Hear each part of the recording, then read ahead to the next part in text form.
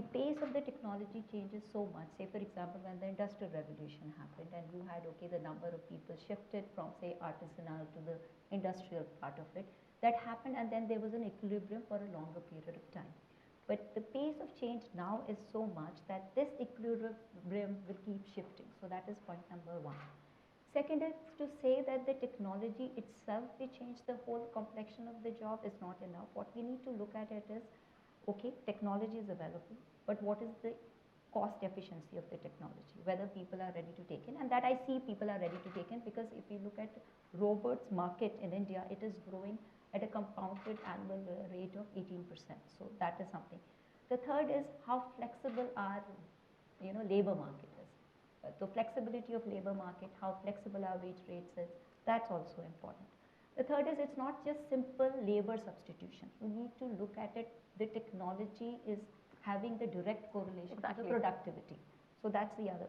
And what impact how the government, now here comes the government, that what role government wants to play in this and how the society will impact.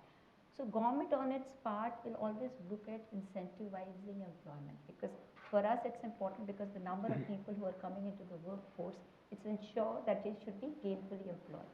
And for that, incentivizing investment through employment, ensuring that our industrial policies and various policies are geared towards ensuring that there is employment. And second is how we can create the safety nets and what changes we require to do.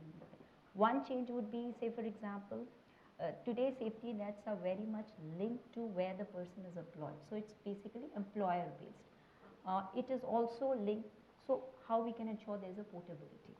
So all these factors will play a role in how we look at in India. India, the complexion will be very different, as Mohandas Bhai has said, that we may not have as what's happening in the Western world, because their population is limited, we are growing.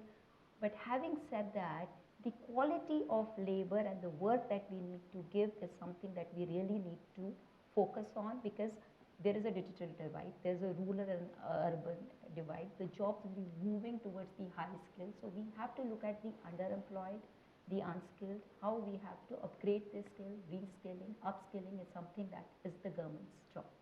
Say for example, if you take it textiles, you take it apparel industry, you take it steel, cement, all of these industries, the elasticity of labor, that is, the contribution to the GDP compared to how much percentage of people come into the, so you require lesser number of labor to get that. So that is a fact in India. In our total workforce, female participation workforce is only about 27%. That's a very key statistic, because for one gender, it's only about 1/4. So as a result of which, in India, out of 500 million people who constitute the workforce, the number of women in it is much less. And 500 million people in 1.35 billion people. So the number of working people in the whole population is among the lowest in the world. It's only about 35%. So that's one data point.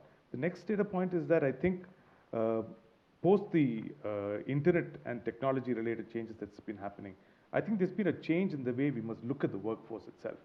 The concept of a blue collar and white collar workforce actually emerged after the first industrial revolution. But as we've studied it in our workforce of about 380,000 people, one thing stands out. The white collar is a supervisory workforce. The blue collar is the traditional industrial workforce. We've categorized what is known as a gray collar workforce, who is actually connected by technology and can deliver service directly to a customer, but customers are aggregated by a platform. Next one is a brown collar workforce, which is basically people who are working with their hands, plumbers, electricians, people working in the civil sector, etc. And lastly, we've got what we call the orange collar. We have to start looking at workforce through a different lens now, of capturing skill sets according to the job they do, and not just classifying them as blue collar or white collar. That's one. The second point is the availability of jobs. I think in India today, almost 50% today is 54% is a services economy, but employs maybe 30% of the people. Our industrial contribution to workforce is going to keep dropping, because capacities are not going to increase significantly, because existing capacities are not being utilized. They're below sometimes 80% production levels. So I think if India is planning on the old economy-led generation of jobs, it's not going to work easily. We've got to look at newer sectors like tourism. How do we increase inflows of people into this? It's a very high concentration of workforce in tourism. Healthcare. I mean, we produce 50,000 doctors in a year. It's among the lowest doctor to population ratios in the world.